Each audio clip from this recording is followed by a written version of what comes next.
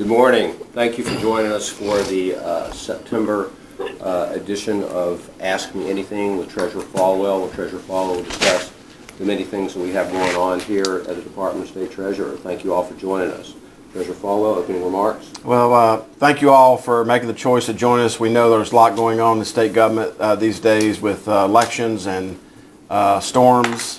Let's get it in priority. Storms, elections, and redistricting. So over the last week, as you've heard or read, we've issued $600 million more in the Connect NC bonds and got a very favorable interest rate on those. We continue to work on clear pricing and bringing transparency and lower costs to health care for our active and retired state employees, and open up for questions. Thank you, Treasurer. Who would like to ask a question? Hello.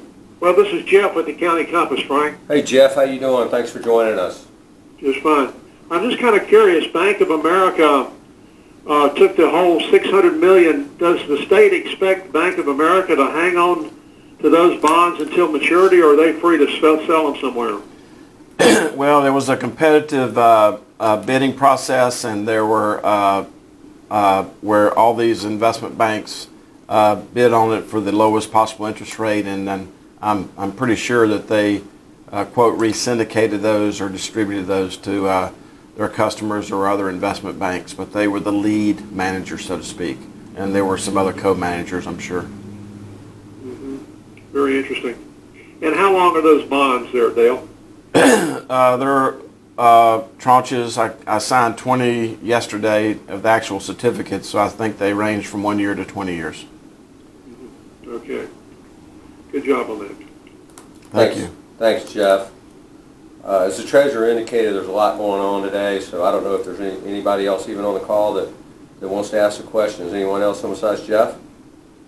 Yeah, this is Rose Hope from North Carolina Health News. Hey, Rose, how are you? Good, thanks. How are you, sir? Well, thank you. So you said that you were moving ahead with your pricing plan. What are your next steps on that? Our next steps are to, number one, focus on open enrollment, which is our number one priority right now, which is in the queue. Our enrollment guide has been issued, and we're dealing with that going forward. Number two, we continue to partner with the folks that did sign up for the Clear Pricing Project, and we look forward to doing exactly what we said we would do. Number three, Rose, and it's no secret to you or anybody else on the call, the amount of activity around people wanting to know what they're paying for health care, not only at the Treasurer's office but across the state and across the country, is absolutely astounding. This is the issue of the time. Solving this problem for the state health plan could very well make the generational difference in North Carolina's financial future, and that's why we continue to focus on it. Rose, you got just a quick couple follow-up questions, if that's okay? Go ahead. You mentioned open enrollment. When is that taking place? Starts in early November and ends at about the third week of November. And what do you foresee? What's the environment for that for this year? Well, it's the same environment that we've been trying to operationalize for the last 2 years, which is to make it simpler. It's going to be even simpler this year because we're not doing the auto enroll for our Medicare Advantage customers, those that are over the age of 65. We received a directive or a nudge, or this Office of State Treasurer did long before I was the Treasurer, to convert as many of our 65-year-olds and above to Medicare Advantage products. We have approximately 88% of the retirees over the age of 65 who are on the United Healthcare Medicare Advantage product. Every year we've automatically defaulted everyone to that product, and then they've had an option to go back to the indemnity, the Blue Cross plan. This year we're not doing the auto enroll. We are still working on getting 100% enrollment in the Medicare Advantage product, but to go from 0 to over 85% in a 7-year period of time is pretty great. So that should reduce the complexity for our retirees. Yeah, I think that's it for me. Thanks, Rose. Anybody else on the call that wants to ask the treasurer a question? Frank, one more on the bond issue. Go ahead, Jeff. It's $2 billion total, and we've done $200 million in 16, $400 million in 18, so we're at $1.2 billion, I believe that's the figure. When do you expect the other ones? Is it every 2 years or so that we're going to do the rest of the bond issue? Great question, Jeff. And before I answer that, let me go back to Rose. Rose, we are eliminating co-pays for well visits for 2020. So that's one change, and it fits into our narrative, Rose, if you're still on the call, of I am. of exalting primary care physicians. We think that but our emphasis on primary care and mental health primary care is going to be very important going forward. So we think that eliminating the copay for those well visits is that was already existed on the 80-20 plan, but this year it's also going to happen on the 70-30 plan. And did you just say that mental health primary care is also included in that no copay? Well, I think what I said was, or what I should have said was, that our emphasis on primary care and mental health, and I believe, unless we get back with you, the copay elimination is on the health care only. Got it, thank you. Yeah. So, Jeff, getting back to your point, we don't issue bonds unless the projects are ready. And as you know, there's a lot of different levels of the state government, and those that are in the responsibility of other council of state members that dictate that. These were voter-approved bonds, which I'm very much in favor of. I think all the debt of the state going forward should be voter-approved. It makes it a lot simpler and cleaner to actually administer the program. But as you know, the Connect NC had to do with the National Guard, the state parks, the university system, community college. There's lots of groups, so to speak, that were participants in the Connect NC bonds. So our issuing more bonds in the future is really dependent on the schedule that was originally agreed to when the voters approved these bonds and when the projects are actually ready. Understood. It just seems like it's a good economic environment to take advantage of these low interest rates, while they're there rather than wait. But you're the expert. Well, we actually have to sort of abide by the covenants of the bonds when we went to the rating agencies and got the rating on the bonds when obviously this happened before I became the treasurer. So we don't have a lot of latitude to deviate from the schedule on issuing the bonds.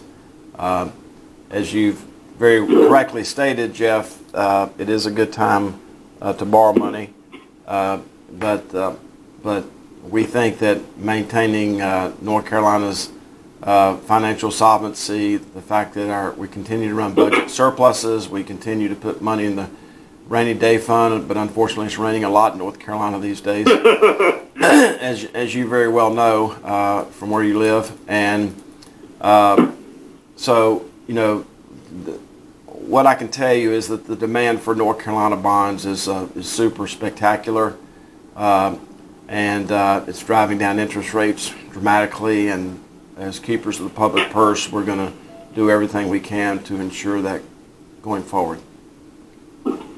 Very good. Thank you, sir. Thanks, Jeff. Does anybody join us? Rose might have dropped off, or somebody join us. Anybody else have a question? Jeff, I don't know if you might be the only one. Treasurer, you got some closing remarks? Just thank you for your interest. I brought a lot of things in here to be able to answer any questions you might have regarding the bonds, the the AAA bond rating, the pension plan returns, the state health plan. I will say, which I often don't talk about, we just had the first update of the unclaimed property division computer system. There's a more elegant word to use than, but a total revamp of that system. In many instances, our unclaimed property division is the switchboard, the front door of our agency. As many of you have heard me say in the past, we actually have more records of things in the unclaimed property division than we have citizens in North Carolina. Not only is it over $700 million of stocks, bonds, and other types of assets, but it represents over 11 million records, and as you know, we have a little less than 10 million people in North Carolina. So that was the first revamp of that system that's been done in the last probably 3 decades. So we're excited about upgrading that system to make it more user-friendly. For the first time, because of issues that we've had with property finders, in the old days, it would say less than 50 or more than 50 as far as how much your claim was. Now we're delineating on every claim that's under $50 how much exactly it is. If it's $23.18, if it's $4.30, if it's $49.99. So we're letting people know exactly how much it is if it's under 50. If it's over 50, it just says over 50. But we're very proud of that. Brenda and the team over at Unclaimed Property have been, and our vendor has been very, and our IT department and our banking department. Just another example is keeper of the public purse, how all these systems have to work together to meet the needs of our customers, which are the citizens. Bill, is that a website that people go to? It is. It's nccash.com. That's a good domain name. Yeah, and we do one big outreach a year, Jeff, and that's at the State Fair, which, as you know, is getting ready to come up. We have, I think, over $1 million in the unclaimed property division that belongs to churches. Last year, we found multiple dozens of accounts that belong to hospices and food banks and habitats across North Carolina. So this year we intend to have another big check presentation at the State Fair, and but people can go to nccash.com, and Jeff, especially for your readers, I've never made a comment like this. I've never given a Rotary speech.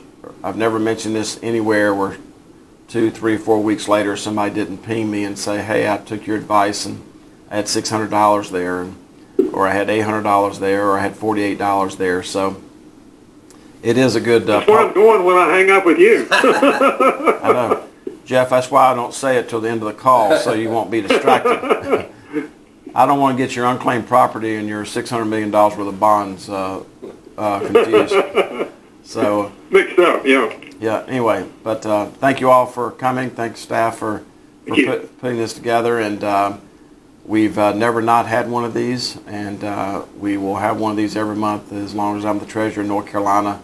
We feel like, as the keeper of the public purse, that people have a responsibility to know what's going on, and that responsibility for us really starts with folks like you.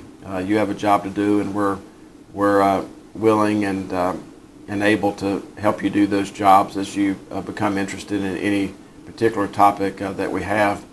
And Jeff, if you end up doing something on NC Cash, our staff can put together a bullet sheet and help you with that. That would be wonderful. I'd love that. Thank you so much. Just reach out to Frank.